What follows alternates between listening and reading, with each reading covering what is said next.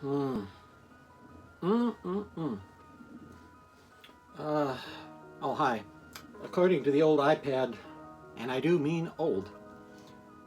Well, I was looking up the news here, and it seems like, according to MSN, the Mad Scientist Network, and CNN, the Creatures of the Night News, and all the other news sources, it seems that way back in the year 2026, the Halloween masks, which is to say the rubber monster masks of the year, didn't come out as early as they do in the year most calendar years. I don't know about the rubber baby buggy bumpers. Those may be still on schedule, I don't know, but the rubber monster masks are late. Let me just give me a second, look out the window here and see what I can see.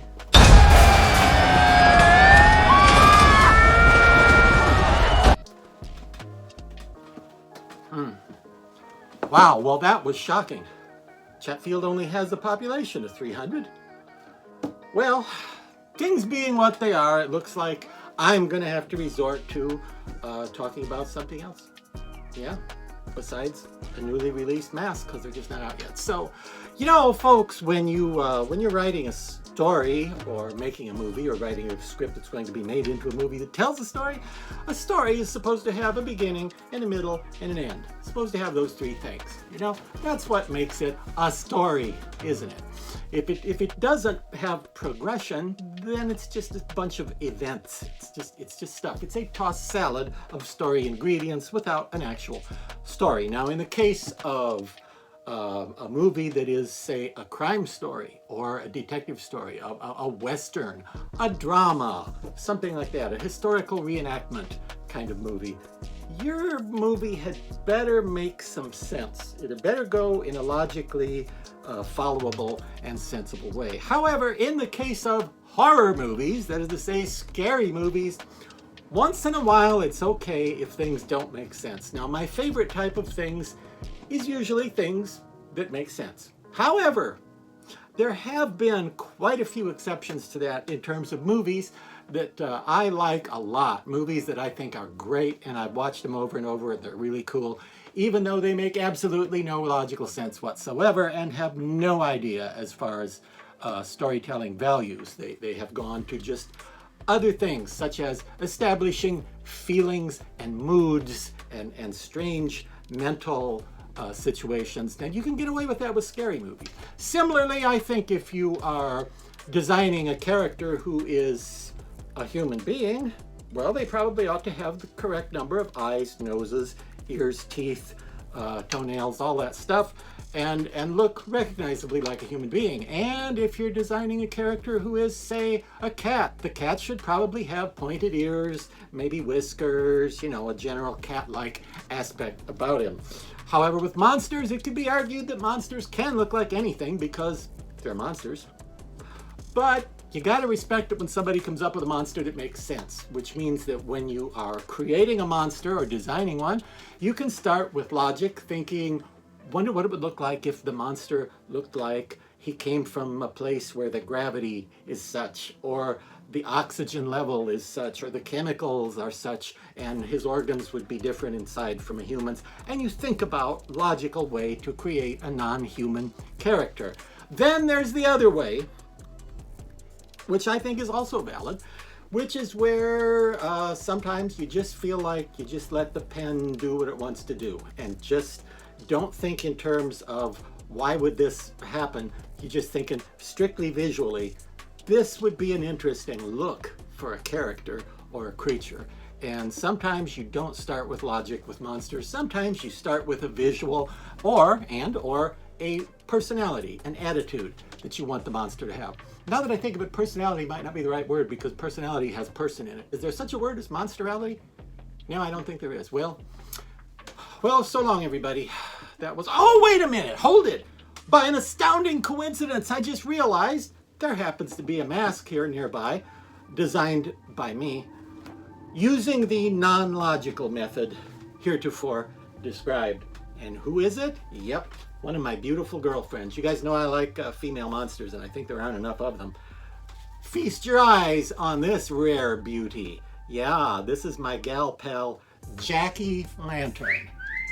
That's right. Now, of course, there are many, many jack-o'-lanterns Who says all the pumpkins and scarecrow types have to be guys? Who says they all have to be dudes? Well, I was just thinking in terms of that and thinking about, what about a pumpkin woman? What about a girl made of pumpkin matter? I don't know. I suppose her favorite perfume and cologne and that would be pumpkin spice scented, I suppose. But yeah. And well, I thought Jack-o'-lantern would be the best name because it's certainly to the point, because all the jack-o'-lanterns are jack-o'-lanterns. Well, what if there was a girl? Okay. And as you can see, the Jack-o'-lantern, which was sculpted for me by the incredible Chris Russell, okay, back in the year 2024. Yeah, when dinosaurs ruled the earth. Okay, maybe not. Sculpted for me by Chris Russell, based on artwork by me. And if you want to see that artwork, I'm hoping it's up there on the screen right now. It should have popped up. And you can see the drawing that I initially, okay, go away now. That's too long, okay. The drawing also shows up on the amazing tag that each one comes with, or is supposed to come with, unless I ran out of tags or forgot to put it on there or something. The lovely tag made of high quality cardboard.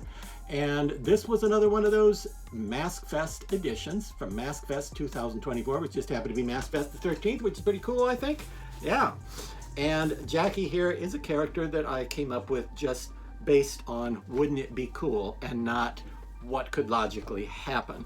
Now, my thinking as far as hair was that instead of hair, like you know, hair made of hair, instead of that, her hair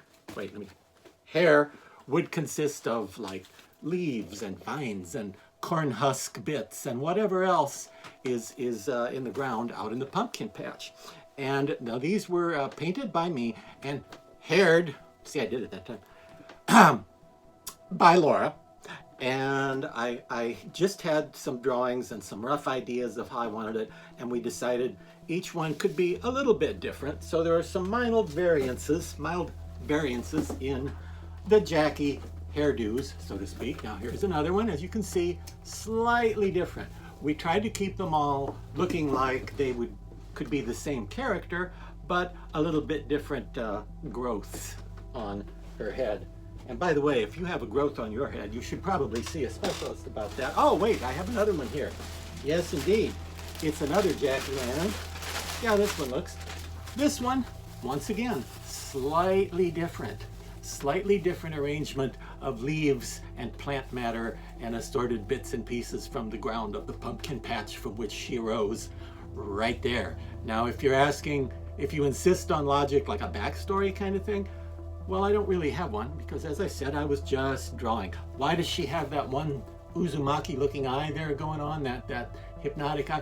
Just because I thought it would look cool. It's not really thought out in terms of why it would look like that. If we have to have a backstory, okay, let's say, imagine a very creepy graveyard. Imagine there's a very eerie, very dark and lonely, desolate, terrible cemetery at the edge of town, and it's haunted, and it's cursed, and it's possessed, and it's been abandoned.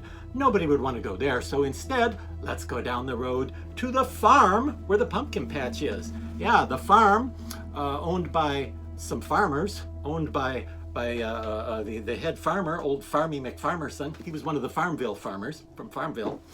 Yeah, down on the farm, well, one night, on Halloween, as it were, above the pumpkin patch, a crazy witch flew over on a broom, because you have to expect that of witches on Halloween. I'm talking about the classic, old-fashioned, traditional kind of witches, okay? Not the kind like Samantha Stevens, no. Although she flew around too, didn't she? Or was that just in a cartoon part? I don't know, I'll get back to you on that. Anyway, let's say the witch was flying over the pumpkin patch, and all of a sudden, she dropped her magic wand that she had in the pocket of her dress. It fell out because she failed to notice she didn't have a pocket in her dress. So it fell out, and she dropped it off her broom, And as fate should have it, where would the magic wand land but right smack dab in the middle of Farmy Farmerson's pumpkin patch. And when the magic wand hit the ground, you see some magic sort of splattered out of it and got all over the pumpkins that were nearby. And before you could say Thraxalotibizanderdorken, suddenly the pumpkins sparkled with a kind of weird internal life and started to kind of form together and meld and morph into a female body shape. Okay, why female? Because this is my story. I can have a girl if I want to. Yes. Anyway, the pumpkins sort of fused together and became Jack-o'-lantern. You like that? You don't. You want to know what happened to the witch? Well, she realized she had lost the magic wand and she came back to get it, but Jackie, the pumpkin woman, had already mistaken it for a lollipop given out on trick or treat and eaten it. So, sorry witch, you'll have to get yourself a replacement wand, but she's good at that. You know, she can find another one. Don't feel too bad for the witch. Although you can feel bad for her if she's one of those who ends up like I see every year, who flew into a telephone pole or the side of a house or something and they're like splattered. Then you could feel bad for her if that happened. What was I talking about? Oh yes, I was going to show you one more thing. Again, the big difference here is the hair, but just because I can, I will show you a master. Now this, as you may know, is an unpainted copy that is extra thick and stiff and rigid and solid and sturdy, so that if I ever needed to make more of this mask, I could make a new mold, because you see I don't have a mold right now on it. The mold was used to make exactly 13 copies. Okay, 15 because I kept one and Chris Russell got one. We made one for him, but 13 for sale, let's say. And this is what she looks like, unpainted, and I can't say unhaired, can I? Unleaved? Yeah, this is what she looks like. And as you can see, I went with obviously pumpkin orange, obviously kind of a brownish green, dull drab green on her stem, and I gave her these big black eyebrow eyelash arrangements. I thought about actually doing her with false eyelashes stuck on, because that's always a good shortcut to femininity. That makes a character look obviously instantly recognizable, because the human brain is hardwired that way. Makes a character look recognizably female when they have prominent eyelashes. But can you imagine how hard that would be? And they'd have to be humongous to show up from any distance. You'd have to be really like close enough to kiss her to see eyelashes. So I ended up going with this sort of sculpted in, giving the effect, I think, I hope, of femaleness. And I didn't want her to look like she was wearing a lot of makeup, because I don't think she's that kind of woman. I don't think she uses a lot of makeup, you know. But I did, of course, do her lips in a nice, see what you think of the color. It's a dark red. It's kind of a natural red, and it's got a little bit of a blood red highlight on the lower lip. I don't know if you can see that, but it does have a bit. And I thought the lips should be nice and full and female looking, and I thought that you would get it, that that's not just any pumpkin, that that's a girl pumpkin. As for what you would wear with this, well, unless you happen to be a girl made out of pumpkins, you'd have to make up something, and man, if you do, please send me a picture and it will be shown on my videos here. I just about guarantee it.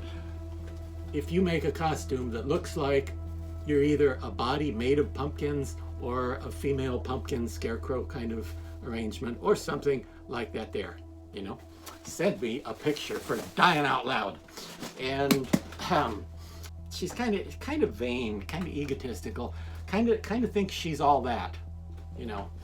But a lot of the monster women are like that. You have to expect that as well. But anyway, there's a master that shows you what she looks like before the paint and the hair gets on there.